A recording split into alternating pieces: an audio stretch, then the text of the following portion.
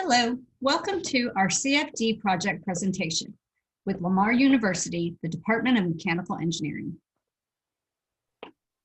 By Aubrey Lejeune and Bhavani Simon. Computational fluid dynamics, which is also known as CFD, is an engineering tool that is used to simulate the actions of thermal fluids in a system. CFD can be used to model in an infinite amount of different applications such as aerodynamics and aerospace analysis, weather simulations, heat transfers, and fluid flows, just to name a few. Fundamentals and applications. With this program, first you need to draw and design correct measurements and parts, set boundary conditions such as inlets, outlets, walls, tops, and bottoms. They need to be defined in order to simulate correct flow conditions. You need to define velocity and temperature of the fluids. You need to define laminar or terminate flows and the number of iterations required, and then set results wanting from those simulations. Results can be analyzed numerically or graphically. Computational fluid dynamics is important for many different reasons.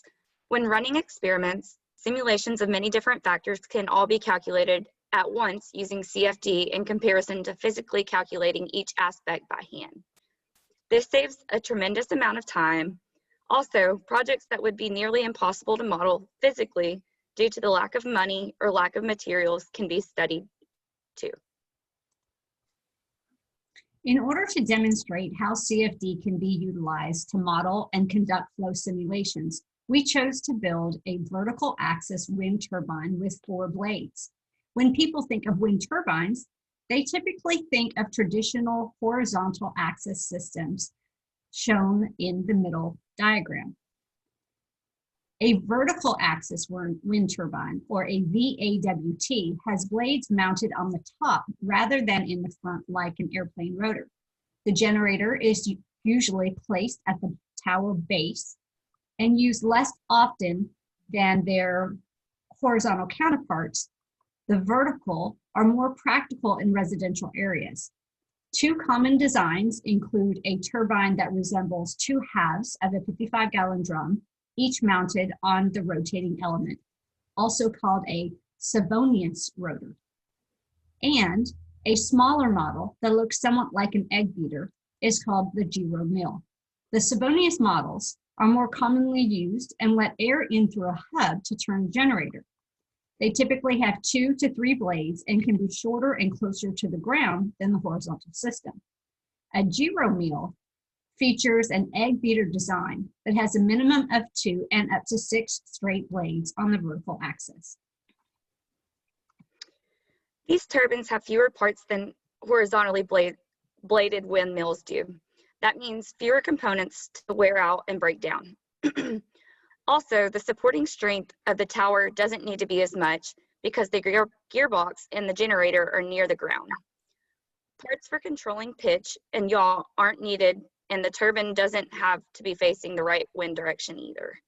In addition, VAWTs are cheaper to produce than horizontal axis turbines, more easily installed compared to other wind turbines, transportable from one location to another, equipped with low-speed blades, lessening the risk to people and the birds, function in extreme weather with variable winds and even mountain conditions, permissible where taller structures are prohibited, quieter to operate so they don't disturb people in residential neighborhoods.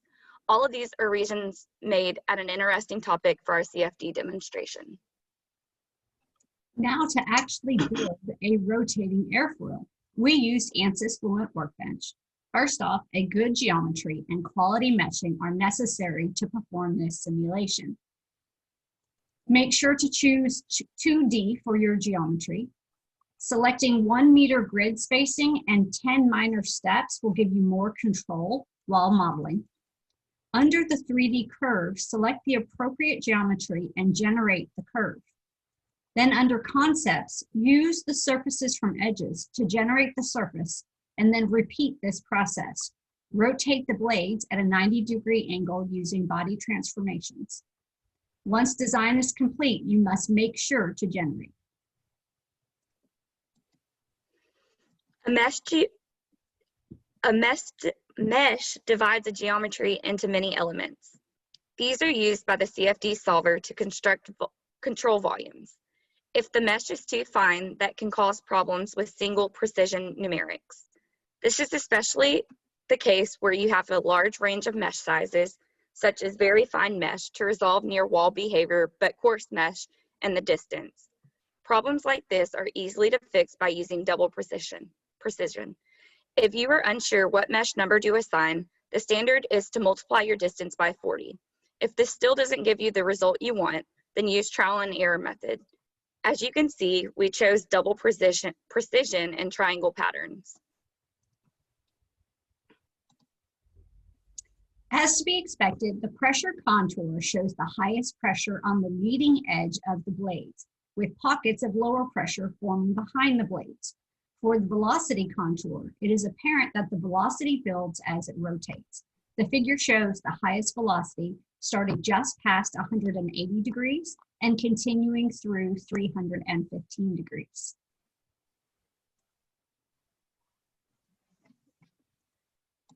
We hope this helped you better understand wind turbines and computational fluid design.